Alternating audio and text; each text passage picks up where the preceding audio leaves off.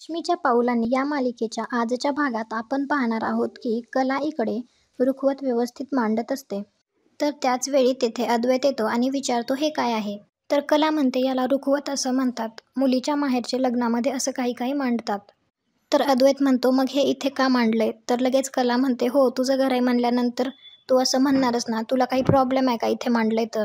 तर अद्वैत म्हणतो मला म्हणायचं होतं की हे तिकडे मग बाहेर मांडायचं होतं, म्हणजे येणारे जाणारे लोकांनी बघून ते ॲप्रिशिएट केलं असतं. तर कला म्हणते मग एरवी इतका स्पष्ट बोलत असतोस, मग आता पण स्पष्ट बोलायचं ना. मला वाटलं नेहमीसारखा डापरतोयस माझ्यावर, हे इथं काय असं. तर अद्वैत म्हणतो तुझा प्रॉब्लेम काय आहे गं, तुला समोरच्याचं काही चांगलं ऐकून घेताच येत नाही का. समोरचा काही बोलत असेल तर त्याच्यातली चांगली गोष्ट बरोबर तू कट करून टाकतेस आणि निगेटिव्ह गोष्ट पटकन हायलाईट करून घेतेस. हाच प्रॉब्लेम आहे तुझा. तर कला म्हणते प्रॉब्लेम आहे हे खरं आहे, घरातले इतर कोणीही बोलताना माझ्याशी हा प्रॉब्लेम मला येत नाही. तर कला लगेच अंजूला म्हणते असं कसं गं अंजू, नेमका प्रॉब्लेम कोणामध्ये आहे ते तपासायला हवं. तर अद्वैत अंजूला म्हणतो अंजू तिला जिथे हवं आहे तिथे ठेव हे सगळं, म्हणजे नंतर प्रॉब्लेम नको. आणि अद्वैतला कलाला जे सांगायचं असतं ते तो अंजूला सांगतो. तो अंजूला म्हणतो आणि हो अंजू, आधी समोरच्याचं नीट ऐकून घेत जा, समजून घेत जा आणि मग बोलत जा.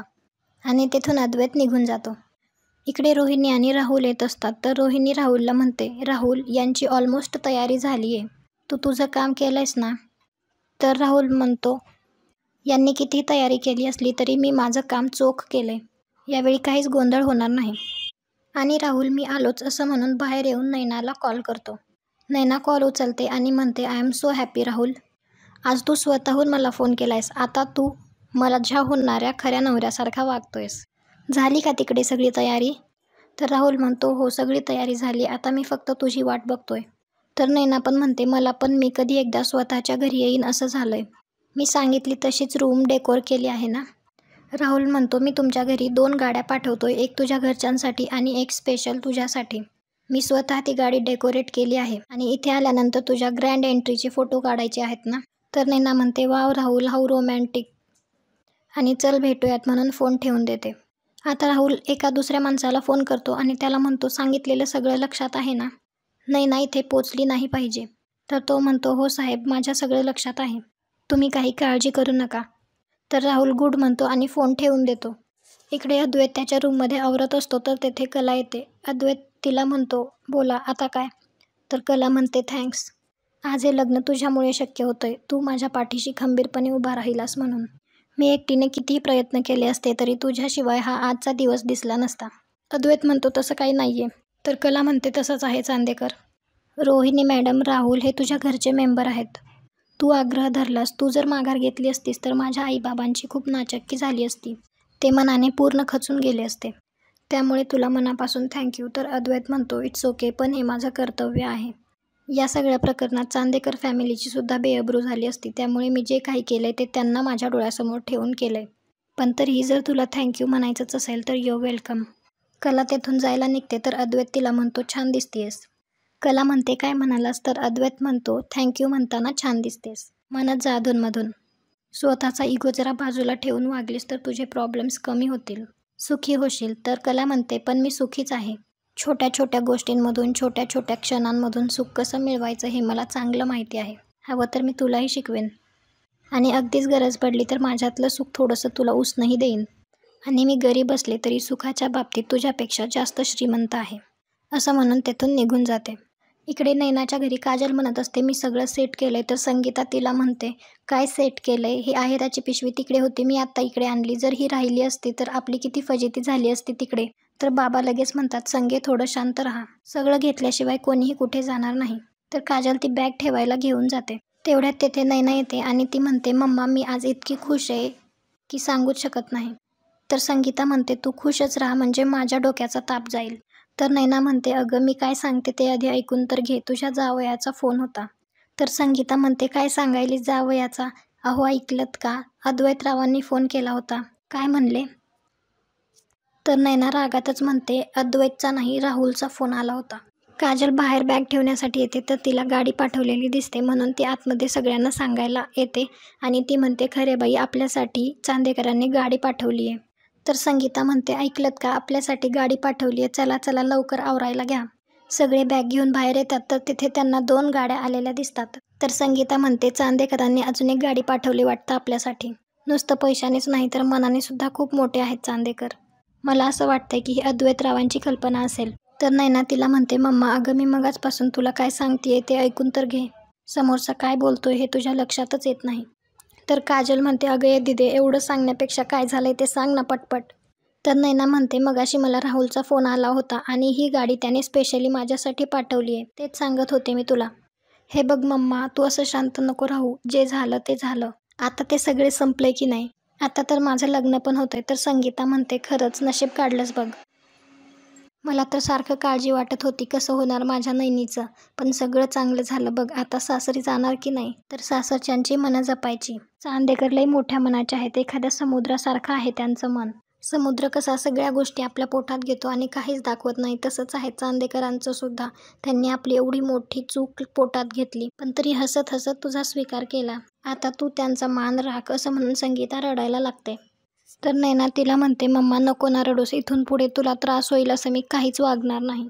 तर नैनाचे बाबा तिला म्हणतात नैना आता इथून पुढे तू आणि कला एका घरात नांदणार आहात. तर इथून पुढे काही करताना कलाचा विचार घेत जा. नैनाला मात्र राग येत असतो. त्यानंतर काजल म्हणते हो ग दिदे तू तिकडे गेली की तुमची मेजॉरिटी होणार आणि तुम्ही दोघी एकत्र टीम करून मला विसरणार.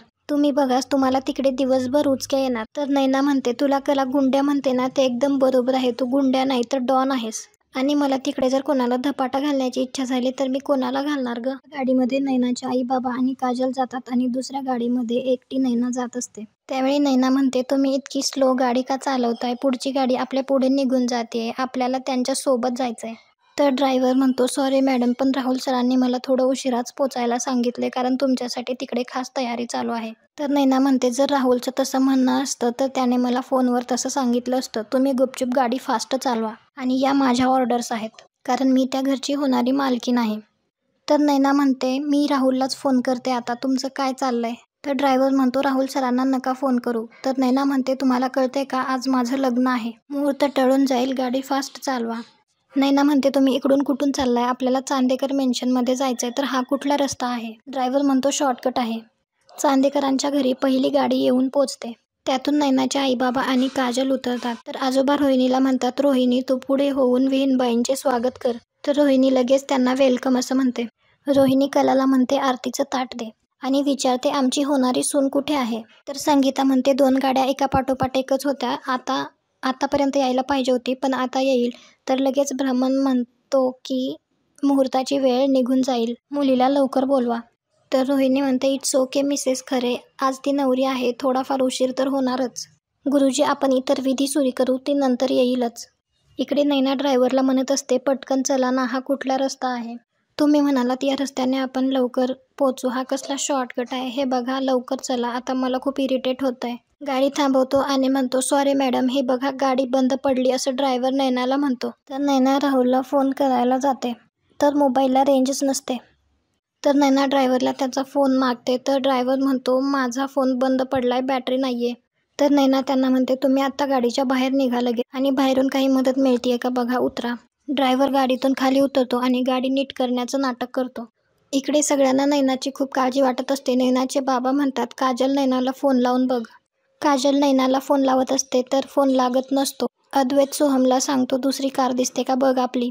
काजल अद्वैतला म्हणते दाजी तुमच्याकडे त्या ड्रायव्हरचा नंबर असेल ना त्याला फोन करून बघता का. तर अद्वैत हो असं म्हणतो. तर संगीता म्हणते मी म्हणलं होतं ना की आपण सगळे एकाच गाडीत जाऊ. तिला ओली हळद लागले की नवरीने एकट्याने बाहेर पडायचं नसतं. तर काजल म्हणते आई येईल ना ती आणि फोन आहे तिच्याकडे. काही प्रॉब्लेम असेल तर ती आपल्याला फोन करेल. तर कला संगीताला म्हणते तू नको काळजी करू काही होणार नाही नैनाताईला. आजोबा कलाला म्हणतात तू नैनाला आणखी एकदा फोन कर आणि अद्वैतला सांगतात तू ड्रायव्हरला फोन करत राहा. पण नैना आणि ड्रायव्हर दोघांचाही फोन लागत नसतो. त्या सगळ्यांना खूप काळजी वाटत असते आणि हा भाग येथेच संपतो. पुढील भागात आपण पाहणार आहोत की रोहिणी संगीताला म्हणते पुढच्या पाऊण तासात जर नैना इथे आली नाही तर हे लग्न कॅन्सल. तिकडे तो ड्रायव्हर नैनाला किडनॅप करतो आणि अद्वैत इकडे कलाला म्हणतो की तुझ्या बहिणीने आमच्या फॅमिलीची एवढी मोठी फसवणूक केली तरीही मी तिचं आणि राहुलच्या लग्नासाठी प्रयत्न करतोय. आता यावेळी जर तिने मुद्दाम काही केलं तर मी गप्प बसणार नाही. तर तुम्हाला काय वाटतं नैना आणि राहुलचं लग्न होईल का आणि नैना पाऊण तासामध्ये घरामध्ये येईल का? हे कमेंट करून नक्की सांगा आणि पुढे काय होईल हे पाहण्यासाठी आपल्या चॅनलला सबस्क्राईब करा. भेटूया उद्याच्या भागात.